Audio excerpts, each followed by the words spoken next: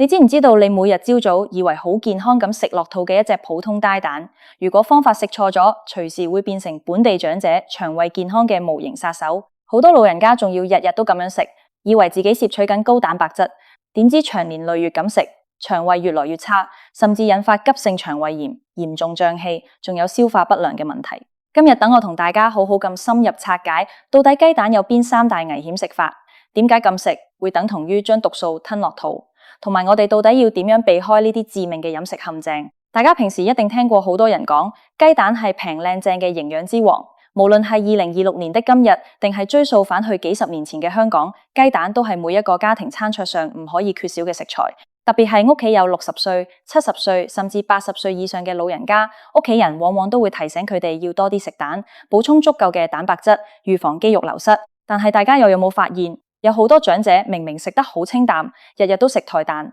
但係偏偏成日喊肚脹、肚痛，甚至便秘或者拉肚子。去到醫院檢查，醫生又話腸胃功能退化，但係翻查飲食習慣，先發現問題根本就出喺隻菜蛋上面。首先等我哋嚟拆解第一大危險食法，亦都係最多香港老人家日日中伏嘅食法，就係食煮得過火、蛋黃發青發黑嘅過熟粥蛋，或者將粥蛋放喺保溫壺入面浸成半日。你平時剝開支菜蛋嘅時候，有冇見過蛋黃外圍有一層暗綠色，甚至係黑黑地嘅圈？好多老人家見到都會話冇事嘅，煮熟啲，乾淨啲，食咗幾十年都係咁啦。但係我同大家講，呢層綠色嘅物質其實係硫化亞鐵。當你將隻雞蛋煮得太久，或者用高溫浸得太長時間，蛋白入面嘅氨基酸分解出來嘅硫化物就會同蛋黃入面嘅鐵質產生化學反應。呢種化學反應喺科學上面好常見，但係當佢喺你嘅腸胃入面出現，問題就大啦。硫化亞鐵本身非常難以被腸胃消化同吸收。如果你係一個20幾歲、30幾歲嘅年輕人，消化能力強，偶爾食一隻可能只係覺得肚脹脹，但係對於60幾歲以上，腸胃蠕動已經開始減慢嘅老人家嚟講，呢啲硫化亞鐵會大大增加胃部嘅負擔。更嚴重嘅係，當雞蛋被過度加熱嘅時候，入面嘅蛋白質結構會發生高度變性，變得非常緊密同堅硬，胃酸好難去分解佢哋。呢啲過度變性嘅蛋白質停留喺腸胃入面，時間太長就會被腸道入面嘅壞菌發酵，產生大量嘅硫化氫氣體同埋胺類物質。呢啲物質就係導致腸胃發脹、打嗝、有臭蛋味，甚至引起腸道發炎嘅元兇。好多老人家習慣朝早7點幾、8點煮好隻蛋，或者用保溫壺浸住隻蛋帶出街，等去到中午12點幾先至食。佢哋以為保溫壺熱辣辣好安全。但係喺嗰幾個鐘頭嘅高溫燜煮過程入面，蛋黃入面嘅膽固醇同脂肪酸會發生氧化反應。氧化咗嘅膽固醇唔單止對心血管造成壓力，仲會刺激胃黏膜。如果老人家本身就有慢性胃炎或者胃潰瘍，食咗呢啲長時間高溫燜煮嘅雞蛋，腸胃黏膜就會受到2次傷害。所以千祈唔好以為攤得越久越安全，煮得太熟同埋高溫燜太久，其實係喺度破壞緊雞蛋嘅營養，甚至製造緊難以消化的腸胃負擔。跟住我哋嚟講第二大危險食法，呢個食法喺年輕人同埋部分老人家之間都好流行，就係食未完全煮熟嘅溏心蛋、溫泉蛋或者用生雞蛋拌飯，而且仲要放置喺室溫一段時間先食。好多人去茶餐廳或者日式餐廳，好鍾意食嗰啲滾燙燙嘅生蛋黃，覺得口感滑捋捋，好香，好有蛋味。甚至有啲70幾歲嘅老人家，聽人講生雞蛋最補、最有營養，於是朝早起身就敲開一隻生蛋，直接吞落肚。呢個做法喺幾十年前可能有人咁做，但係喺現代嘅衛生環境同埋醫學角度嚟睇，簡直係拿自己嘅腸胃同性命嚟賭博。未煮熟嘅雞蛋最大的危險就係沙門氏菌。雞蛋喺產道排出來嘅時候，蛋殼表面好容易沾染到母雞腸道入面嘅沙門氏菌。雖然蛋殼有一層天然嘅保護膜，但係沙門氏菌依然有機會透過蛋殼上面嘅微孔侵入到雞蛋內部。如果隻雞蛋冇經過徹底嘅高溫煮熟，沙門氏菌就可以喺蛋黃同蛋白入面大量繁殖。一個20歲嘅成年人感染咗沙門氏菌，可能會出現嚴重嘅嘔吐、發燒、急性肚瀉。但係如果係一個80歲嘅老人家，或者腸胃功能本來就弱嘅病人感染咗，沙門氏菌可能會穿透腸道黏膜，進入血液，引發敗血症，呢個係可以致命嘅。大家仲要留意一點，生蛋白入面含有一種叫抗生物素蛋白嘅物質，呢種物質會喺腸道入面同人體嘅維生素 HA， 即係生物素緊密咁結合埋一齊，阻礙人體吸收生物素，如果你長期食生蛋或者未熟透嘅雞蛋，身體就會缺乏生物素，導致掉頭髮、皮膚炎同埋疲倦不堪。另外，生蛋白入面嘅胰蛋白酶抑制劑仲未被高溫破壞，佢會抑制人體消化酵素嘅作用，令到你食落肚嘅蛋白質完全無法被消化，直接喺腸道入面腐敗，引發嚴重嘅腸胃不適。好多老人家以為溏心蛋容易吞，所以煮2-3分鐘就拎起來食，點知食完之後半夜急診入醫院，就係因為沙門氏菌引致嘅急性腸胃炎。第三大危險食法係最隱蔽、最容易被忽略嘅，就係洗蛋之後存放，或者將炸熟咗嘅雞蛋浸喺未經煮沸嘅自來水入面降溫，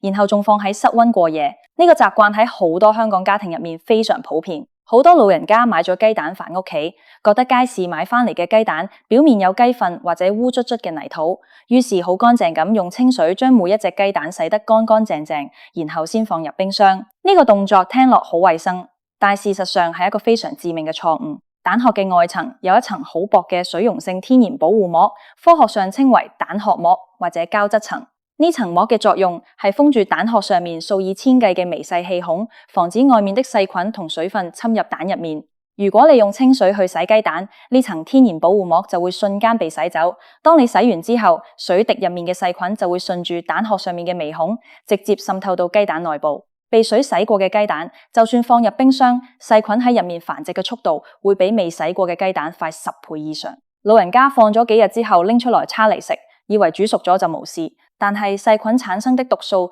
已經喺蛋入面累積，食落肚依然會刺激腸胃，引起腹痛同噁心。同樣嘅道理，好多人炒完雞蛋之後，因為覺得剛出鍋嘅蛋太熱，好難剝殼，就會順手打開水口，用未經煮沸嘅生自來水去浸隻蛋降溫。自來水入面含有微量的雜質同埋細菌，而剛煮熟嘅雞蛋處於熱脹冷縮嘅狀態，蛋殼嘅氣孔會放大。當你將熱辣辣嘅蛋放入生水入面，生水會因為負壓作用被吸入蛋殼入面。如果你即刻剝殼食咗都仲好少少，但係好多老人家會將浸過生水嘅提蛋放喺台面，打算下晝或者第2日先食。喺室溫20幾度嘅環境下，吸入咗生水嘅雞蛋，簡直就係細菌嘅最佳培養基。放咗半日之後，裏面的細菌數量已經爆表，食落肚唔傷腸胃先至奇。講到呢度，可能好多朋友會問，咁到底我哋平時要點樣食雞蛋先可以食得安心，又可以完全吸收雞蛋嘅營養呢？其實要避開呢啲健康陷阱，方法非常簡單，最重要係要改掉幾十年嚟嘅錯誤習慣。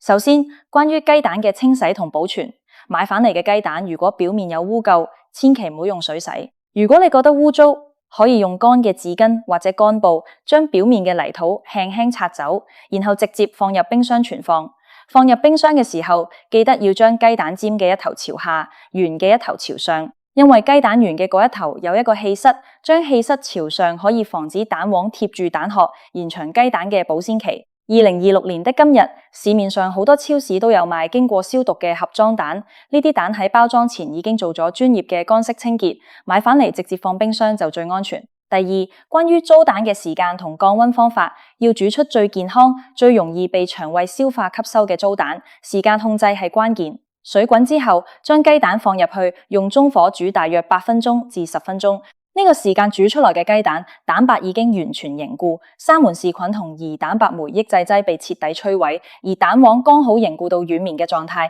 未出現暗綠色嘅硫化亞鐵圈。呢個狀態嘅雞蛋，蛋白質吸收率高達99%以上，腸胃負擔亦係最低嘅，非常適合60歲以上、腸胃比較脆弱嘅老人家食用。如果想剝殼方便，千萬唔好用生自來水去浸，你可以預先準備一碗經已煮沸過嘅涼開水，或者加入經過消毒嘅冰塊做成冰水，將煮好嘅熱雞蛋撈起來，放入涼開水入面浸1-2分鐘，利用熱脹冷縮嘅原理，蛋膜同蛋白就會自然分離，剝殼嘅時候就會非常輕鬆，而且絕對唔會引入任何外來嘅細菌。第三，關於煮熟咗嘅雞蛋點樣保存？煮熟咗嘅呆蛋最好係即煮即食，盡量唔好存放過夜。如果真係煮多咗，記得唔好剝殼，等隻蛋自然冷卻，或者用涼開水降溫之後，即刻放入冰箱冷藏。喺冷藏嘅環境下，大殼嘅駝蛋最多可以保存2至3天。但係如果已經剝咗殼，就一定要喺幾小時內食完，千萬唔好放喺室溫下過夜。老人家好鍾意將食唔晒嘅食物留落嚟，覺得唔好浪費，但係往往因為慳咗一隻幾蚊港幣嘅雞蛋，最後要花幾千甚至上萬蚊去睇醫生入急診，呢個真係得不償失。大家平時關心家長嘅健康，唔單止要買好嘅食材俾佢哋，仲要細心觀察佢哋喺廚房嘅烹飪習慣。好多老人家嘅飲食觀念仲停留在幾十年前，以為煮熟就無敵，或者以為生食最補。作為晚輩，我哋要溫柔咁向佢哋解釋呢啲科學道理，話俾佢哋知點解蛋黃變綠唔好食，點解用水洗蛋會壞，點解浸生水會拉肚。雞蛋絕對係一個上天賜予我哋嘅營養寶庫，只要我哋用正確嘅方法去處理同煮食，佢就可以為我哋嘅身體提供優質嘅蛋白質、豐富嘅卵磷脂、維生素以及微量元素，保護我哋嘅肌肉同大腦健康。相反，如果忽視咗呢啲看似微不足道嘅細節，健康嘅食材就會變成傷害腸胃嘅隱形毒素。希望大家看完今日嘅分享之後，可以即刻檢查一下自己同埋屋企老人家嘅食蛋習慣。如果有中伏嘅，今日開始就要即刻改正過嚟。健康無小事，腸胃好，身體自然就好。如果你覺得今日嘅資訊對你同你嘅家人有幫助，不妨分享俾身邊有老人家嘅朋友，大家一齊用科學嘅方法照顧好一家人嘅腸胃健康。